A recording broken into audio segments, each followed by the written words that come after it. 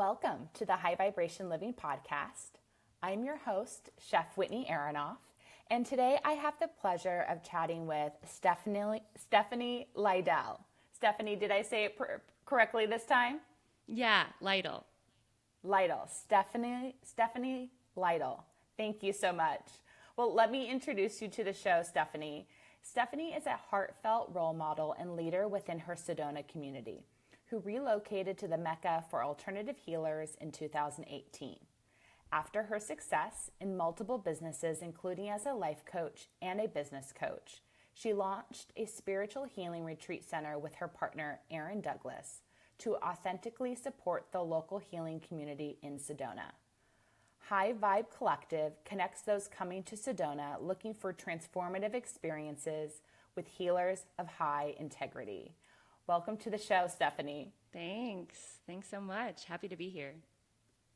So why do you think Sedona is a high vibration place?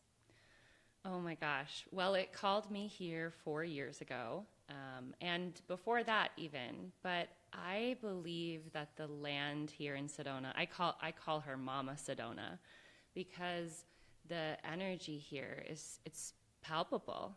And I think that it's powerful for a lot of different reasons, but I believe that it's really here to help us create with our intention. So it's really important to have an intention. Interesting. What does high vibration or a high vibration place mean to you when you hear that? Yeah, for me, it's really about the frequency, right? So when we talk about high vibration living, and High Vibe Collective, it's a frequency. And so for me, that's the energy that's felt in the location. So we're either going up or we're going down. And so I think that the energy of Sedona is really always pushing us upward. I completely agree with you. I think there's only two types of energy on this planet, up spiral or down spiral. And we get to choose which one we want to be a part of. Mm-hmm. So when you mention that when you go to Sedona, and obviously there's a different type of energy there than maybe you would feel in another place, you mentioned it's important to have an intention. Can you give us some examples of maybe intentions people should have when they're traveling to Sedona? Yeah, absolutely. So I am a huge believer in manifestation. And so I think that we're always creating our reality in every moment, right, with our thoughts and our feelings and our emotions. And so I see it time and time again, and we kind of joke here as locals that the energy of Sedona is either going to welcome you or it's going to spit you out. And the people that it spits out, it's not necessarily that that's really what's occurring, but the intentionality behind the work that's being presented with the high energy of manifestation that's happening here. So if I'm creating from a powerful forward-moving frequency, then I'm going to be given more tools that I can use along my path for continued forward movement. But if I might be going through some struggles and I'm not willing to look at my own part in bringing those struggles into my life, then Sedona will give you more struggles. So, I think it's just a really heightened energy field to be able to be learning and living in. They have that same saying in Maui, which I find really interesting. Yeah. And so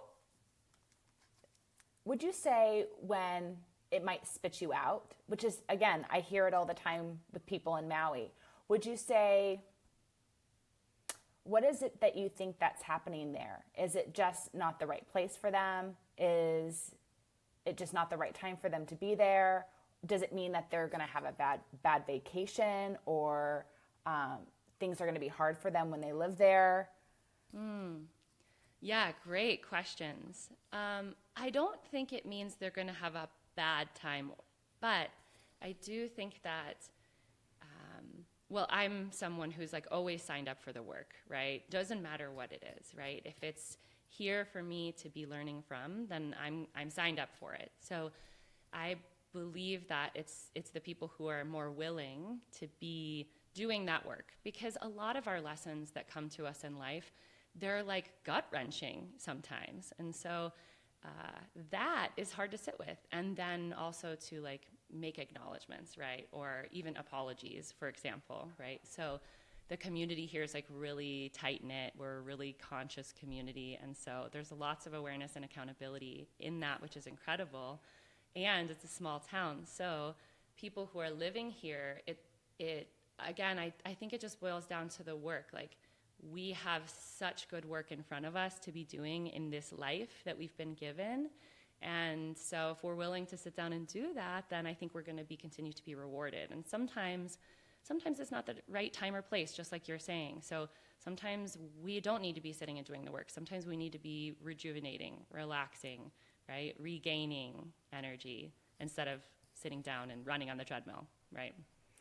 I like that. And with that in mind, can you tell me a little bit more about your business in Sedona, the High Vibe Collective? Mm-hmm. Yeah, so we're a retreat center company here in Sedona that really features the high integrity healers who are, in my opinion, these are people who I'm honored to say are my family, friends, but these are people who are really doing their healing work. So they're skilled in all different types of skill sets, practitioners, healers, with all different types of modalities. And so High Vibe Collective has come together to really bridge the gap where we can supplement and really create this beautiful journey of bunches of different healing modalities coming together to really create this container of safe integrity healing. Because there's plenty of healers here in Sedona, and the world, to be quite honest. But in Sedona, I think there's one on every street corner. And so in that, to me, what high integrity means is, these are people who are really choosing to do their work. And so I see that through time and time again, showing up in their community, in their families, in their healing work within themselves, as well as what they're doing with their clients. So I think that makes a huge impact when we're talking about receiving any kind of body work, healing work, anything like that. I want to be receiving from someone who's actively learning and actively doing in their own life. Yes, and that's a trusted and safe source. And I think most of us, if we dip our toe into anything spiritual, hands-on healing, alternative wellness, we go off personal recommendations. But if you're going on vacation somewhere, or you're trying to kind of build your own vacation, your own retreat in a place you've always wanted to go, especially one that you hear is magical or restful or peaceful, you don't know where to turn to find the practitioners to support your dream vacation. And that's what I love the concept of what you've built. So can you tell me a little bit more about the offerings there, and then, the discernment, how you create, who you allow into the circle there? Yeah, absolutely. So with the High Vibe Collective, we have so many different types of healing modalities, probably like 80, but to name a few that are kind of on the day-to-day really popular and supportive, I would say craniosacral, shamanic journeys. We have sound healings, inner child healings, breath work, chakra clearing and balancing, navigating emotional conflict, and even self-love coaching. Ooh, I like it. So does everyone you sign up, do you do a one-on-one session with them? No, actually. So I kind of think of myself as the divine connector. So I feel that the connections that I have in the world are meant to, kind of like plug and play like the old operator. And so I really take time with our clients over the phone to really drop in and think about who they really need to be in front of to be able to have the transformation that they're wanting or the support that they're needing in their journey. So I do offer one-on-one sessions, but oftentimes they're being booked with other practitioners. I love that you just brought that up over the phone. People that are listening may live in an area where they can't find practitioners that practice and do what we're talking about. That might just not be something accessible in the part of the world that they're in or the neighborhood that they're in the U.S. Absolutely. Can people do remote sessions? Yeah, absolutely. So we have all of our sessions, most of them are virtual. Obviously, you can't receive a transformational bodywork session, although we have self-taught transformational bodywork. So there's lots that we can do as far as, even virtual, and as even the energy healing sessions can be considered virtual as well. So absolutely.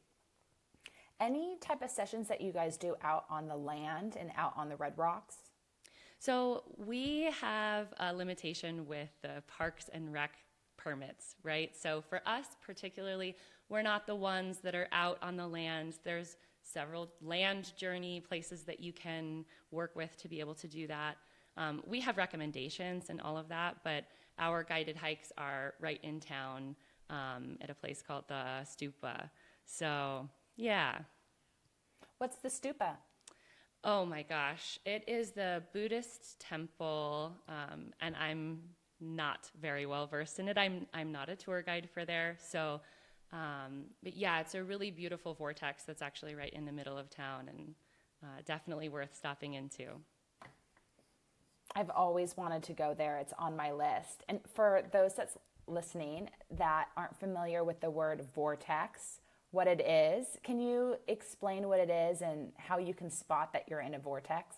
Yeah, it's probably the number one question we get here as a Sedona local, right? Like at the local juicery place or anywhere, like, oh my gosh, how do we tell we're in a vortex? And so we always just joke that you are the vortex.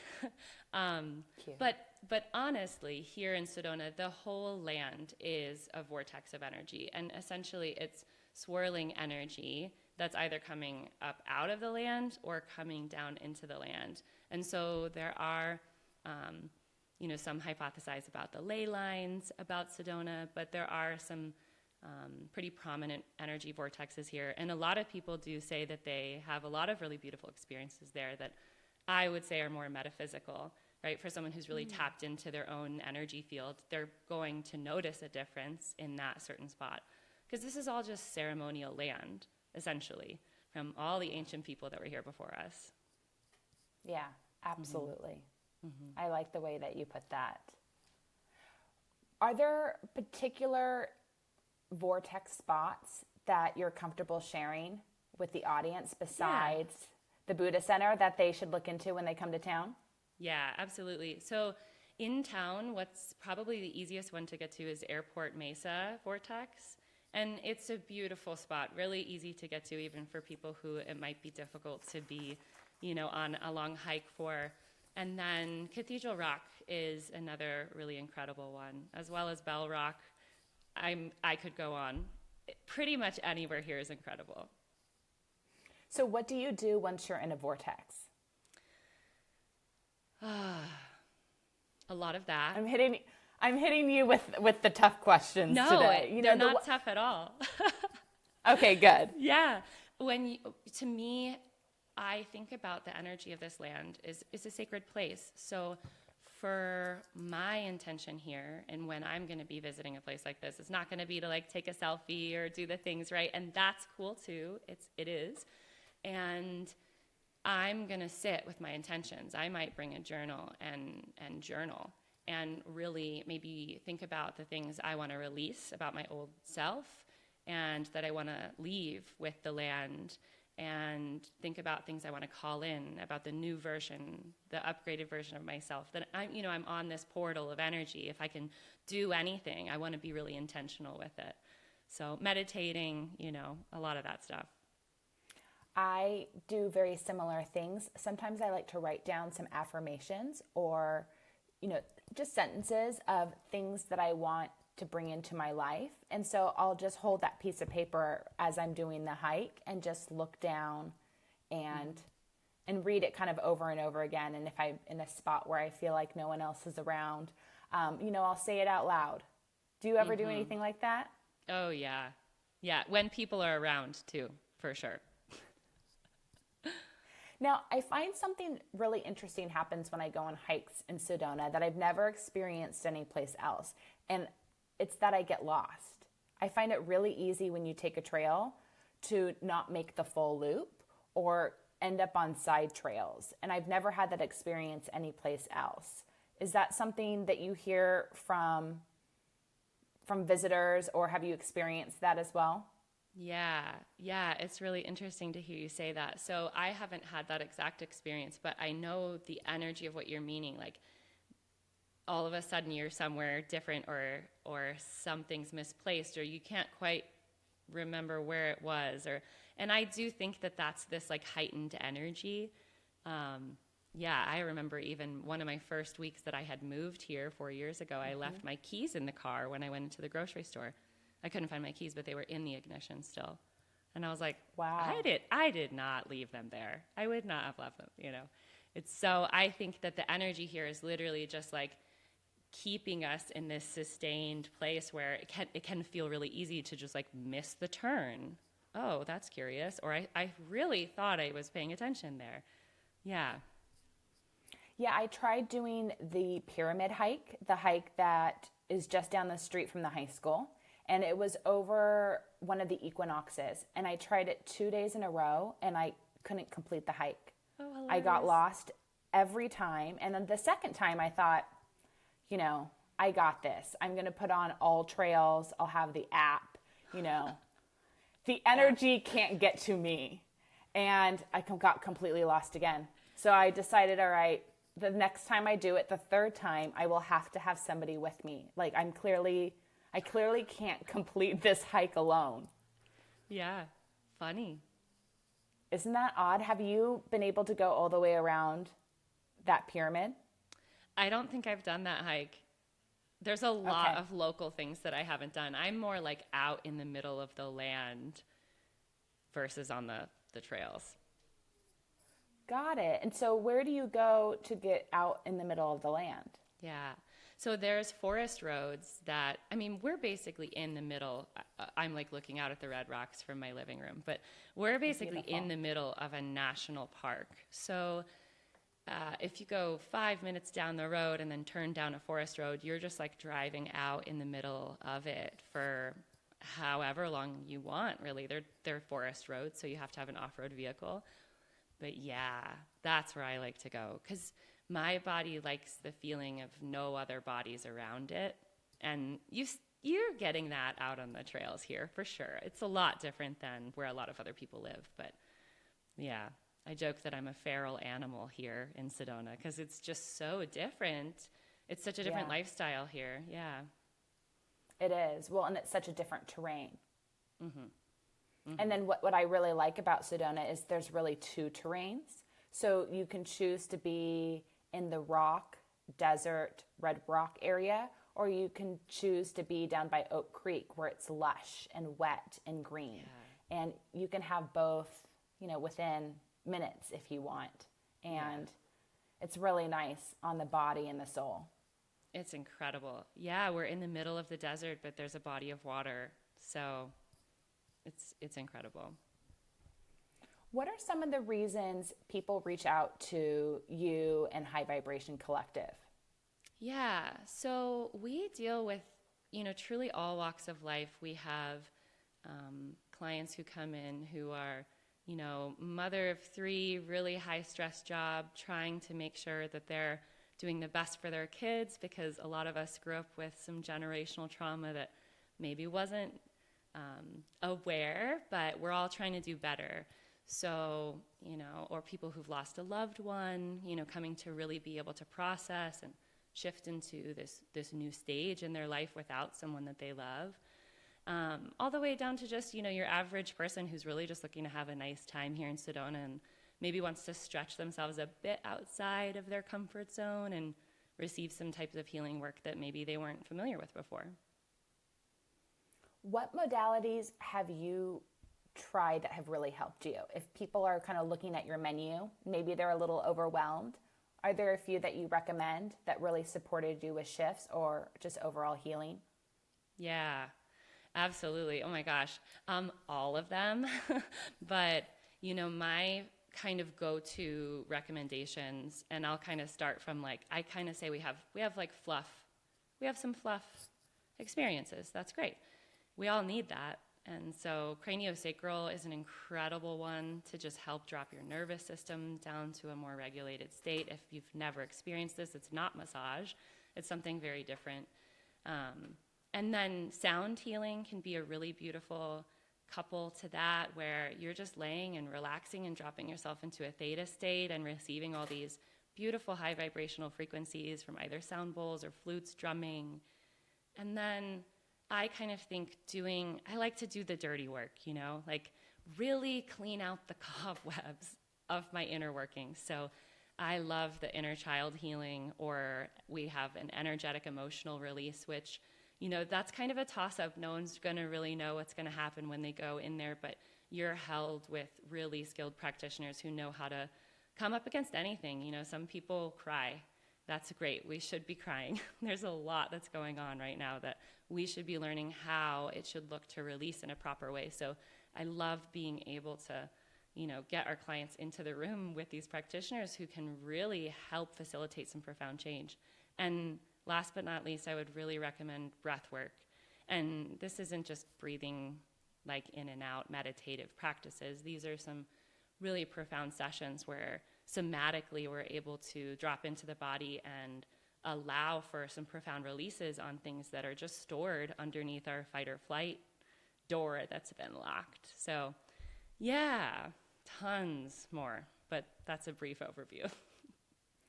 If somebody is wanting to get into meditation and they just haven't been able to figure out a way or find a way that works for them, or just the concept's a little overwhelming and they need a coach, do you offer any sort of meditation support?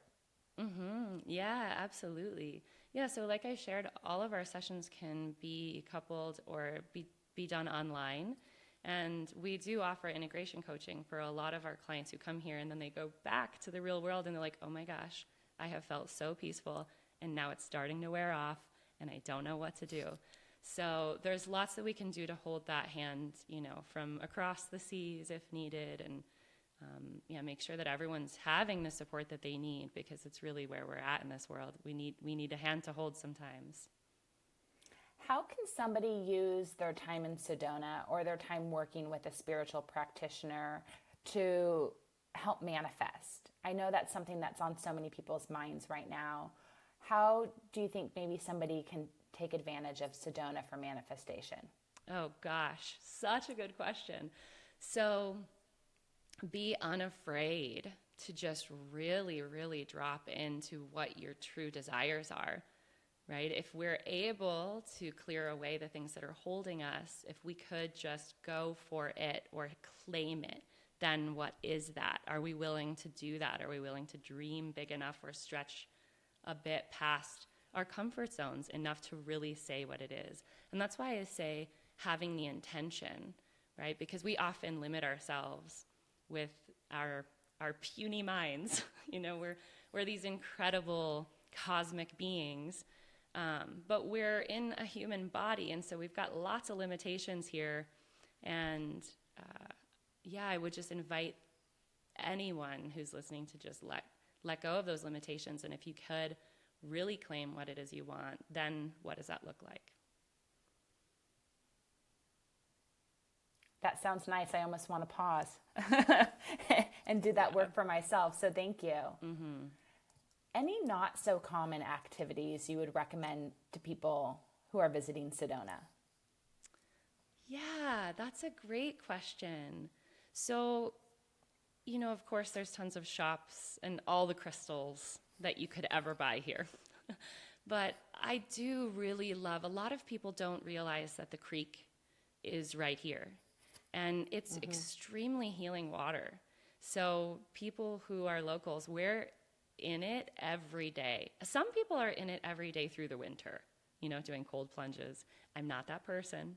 But in the summer, I am in it as often as I can, because I do actually feel that water is really healing. So, my advice for someone getting kind of out of the box is like, go on the land, take your shoes off on the land, put your feet on the ground, get your feet in the water. And, another fun, totally random thing about the area here is that just like 20 minutes up the road, there's a ghost town called Jerome. A lot of people don't know that either, But the history of this area is just super rich. So dropping into it, and even Montezuma's Well, Montezuma's Castle, it's like 20 minutes one way or the other. So there's a lot to do that you wouldn't normally think of. Yeah, I just found out a few weeks ago my godmother's father lived in Jerome as a little boy. Crazy. I know. So it wasn't a ghost town that long ago. Right, right. Well, you know, it's just really rich history there. So It really is. It's amazing how long a lot of those families have been in Arizona. It's really fascinating. I still have so much more to learn, but I think it's important when people visit places, especially one like Sedona or Prescott or Jerome, that northern Arizona area. There's a lot of history there that's really fascinating, and you know, it plays a role in the type of vacation and experience that they get to have there. So you are exposed to all these incredible types of practitioners. You know, you have a lot at your fingertips. I'd love to know about your current wellness routine. Like, how do you take care of yourself every day? What are the treatments that you try to just incorporate in your life once a month or once a week to kind of keep you going? Yeah. So I'm really big into body work on the receiving end, because I am a go personality type, right? I'm doing a lot on the back end here to keep things rolling. But transformational body work has been like a lifesaver for me. We have some incredibly skilled practitioners who all of a sudden you're like, what was that thing that was there for like 17 years and then it's gone? So I love bodywork sessions like that, transformational bodywork session, the spiritual movement session, energy healings. But for myself personally, you know, like my routine is really, you know, taking care of my body in the ways of movement. So I think that music and movement are medicine. So I am dancing often, you know, and I don't have any formal dance background. But, you know, years ago when I was coming out of a pretty rough situation in my life, I found movement through dance and realized that there was so much energy built up inside of my body that just like really wanted to get out. And so, yeah, I think that music is a playful way to allow that to occur.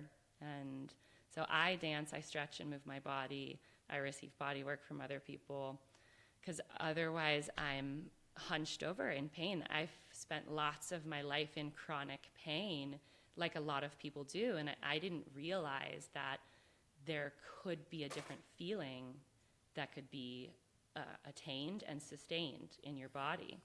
So now I'm like a proponent for life. Do you take dance classes or community dance classes or something online, or do you just free flow?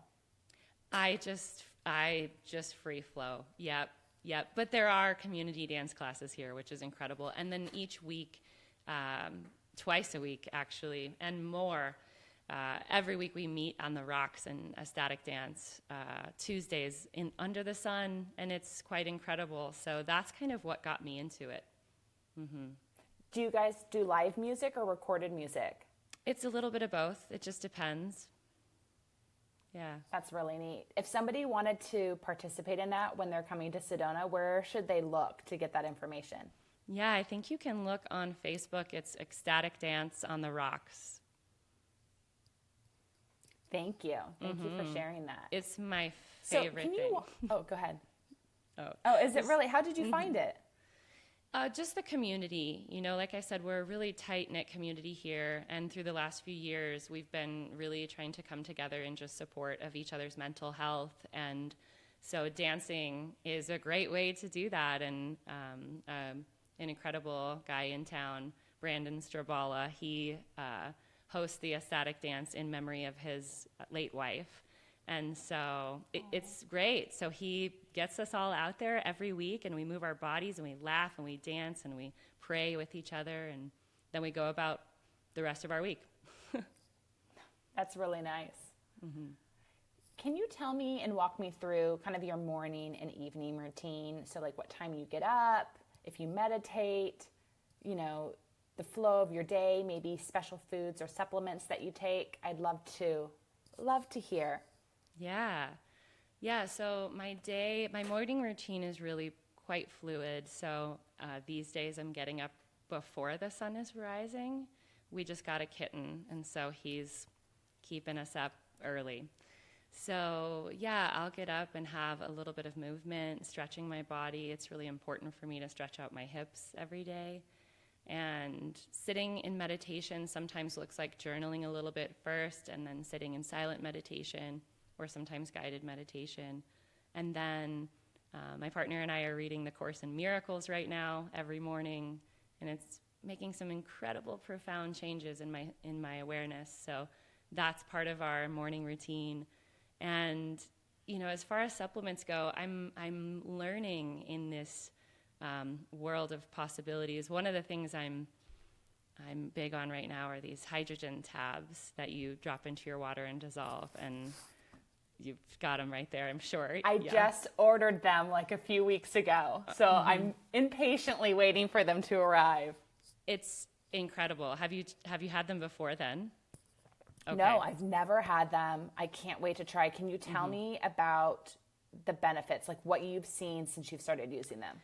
Sure. Yeah. So apparently you can't overdose on this stuff, right? So it's essentially something that we can absorb that's going to help replenish our bodies. And I won't say too much more because I don't know the technicalities. But what I notice in my body when I'm taking it, so you just take the tab and you just drop it into your glass of water, and you can actually breathe the stuff that's coming up, bubbling up over it. And then once it's dissolved, you drink it all within like a 2-minute time frame. And for me, it just feels like extremely energizing, but in a really holistic way, right? I don't do well with energy drinks or anything like these bursts of energy. So for me, it's not like that. It just feels like, wow, but there I am again. So when I have days where I'm really quite packed with my schedule, I'll have like 4 or 5 of them throughout the day, one starting in the morning, and then anytime I'm noticing that I'm feeling maybe a little stress build up or wearing down on my energy. I love it. Do you drink coffee or tea at all? Both, yeah. We're really big on like the clean coffee, so making sure that they've all been tested for mold, and I see a huge difference with that. Wow. A huge difference with that. Yeah, there's a few different brands that you can get. We're lucky. There's a chocolate-free restaurant in town, which everyone should eat at if they come here, vegetarian, locally sourced. And they have these beans that they source from a family that are all hand-picked and all hand-prayed over. And so that's where we get our coffee. It's incredible. Well, I will check it out online and see if they sell it online. Thank you. They do, I'm sure. And then tell me about your evening routine. How do you wind down? Is there something or a few different things that you have on rotation that you'd like to make for dinner? Any evening rituals that you can share? Yeah.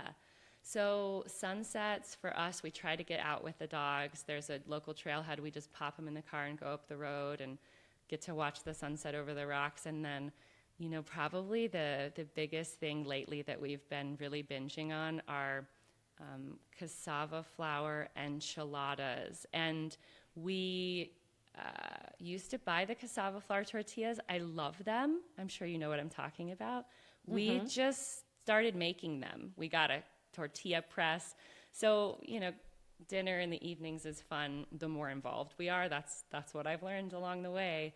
And so, yeah, we make our tortillas. We do the whole enchiladas, and it's so good. Yeah. But, what do you like stuffing your enchiladas with? Oh, I do zucchini, red onion, black beans, and then, we get raw cheddar, which is locally sourced. It's incredible. And then sometimes a little chicken. Just depends. I don't have protein at every meal, but I do. Well, I mean animal protein, but yeah. And then, dinner for us sometimes really involves family or friends. So inviting some friends over and having, like, we all have to eat, and sometimes it gets difficult to think that we have time in our schedule to share space with one another. So we'll do family dinners a lot in the community. Yeah, my favorite way to connect with people is either a hike or beach walk or over a meal. Yes, absolutely. And is there anything that you're loving eating right now besides enchiladas? Anything else that you guys enjoy in the winter or early spring? Soup. So I have this soup that I make butternut squash with, and I'll get wild bison bone broth from the freezer and make butternut squash soup with carrots and celery, and then I just puree it, and then I put a can of coconut milk in with some curry spices. So that thing will nourish me all day long with a nice piece of like ancient grain, locally sourced bread. It's so good. That sounds like a really delicious, grounding, hearty meal. That sounds fantastic. Pretty much every meal I eat, I try to make sure it has as much grounding things as possible. Yeah. Which is a great point considering you're in a place that has so much energy that's moving up spiral. I'm sure it's really easy to like be in your head and be out of body, that you have to focus on eating foods that are extremely grounding. Is that something you've experienced since you've been there? Absolutely. Absolutely. I have this phrase that I'll say to a lot of people, like, you just need to sit down and eat a potato, you know, like get some roots in you, like actual roots, the root veggies. If you can't root into the earth, then put roots into you. I completely agree. Like, get those tubers, get the root vegetables, or get your feet on the ground. Yeah. Is there anything right now in like the health and wellness spiritual world that you're really diving into? You mentioned the book Course in Miracles. Is there anything else that you're super into right now that's got your attention? Yeah, so Course in Miracles is incredible. I've been learning a lot of teachings from David Hawkins. And, you know, for me, it's about just really centering with the reality that's presented in every moment and making sure that I can be in a place that finds peace within myself. So there's a lot of information out there that can be learned. I try not to overwhelm myself with all of that. So I have some mentors that I lean into for guidance and, you know, kind of next steps in education, and it's a whole process. No, and you're very lucky to have those mentors. That's so nice to hear. I mean, that's an incredible place to keep turning and learning, is from another person. Do you do much social media? Is there anyone that you love following on Instagram or TikTok for inspiration or something to learn? Well, I could say to follow me, but I'm not really on social media too much. So, you know, I follow Aubrey Marcus. He comes in and out of Sedona a lot, and he's got a lot of really good things he's saying lately and a lot of good things that he's doing. Apart from that, I'm not on social media too much. Good for you. That's a good way to live. Keep it up. Yeah. What does high vibration living mean to you? That to me means really checking in with myself about the frequencies that I'm holding and the thoughts and feelings that I'm experiencing or choosing throughout the day, and how it's affecting, you know, not only myself, but my exterior reality in what's being presented to me and my energetic field, and how I'm influencing my loved ones, for example. So yeah, high vibrational for me is really about embodying this way of moving through the world where we can be uplifting. You know, no one's ever going to be perfect. We shouldn't be striving for perfection, but I think that when we can drop into a place of love, in ourselves, that's the highest frequency that we can hold. And then we're not going to be perfect. We're always going to have, thoughts one way or the other about one thing or another. And so, really doing our best to just keep it uplifted. Yeah. Where can our listeners learn more about you and the High Vibe Collective? Yeah, so you can learn more about us at our website, sedonahighvibes.com. And we are on social media, which on Instagram, it's at sedonahighvibes.com, and YouTube, High Vibe Collective. And yeah. Can you leave our listeners with one healthy tip they can consider adding into their life? I know you shared many today, but if there is one little takeaway you want to make sure they have. Yeah. My biggest takeaway would be to give yourself grace, and in that, just do your best to gain awareness around the things in your reality that you're working to shift. And is there any last thing that you'd like to share with the listener about Sedona? One little thing that they should know about, that very special place that you call home? Not everyone feels called to come to Sedona. That's totally fine. It's a beautiful place to be. It's a beautiful place to visit and to exist.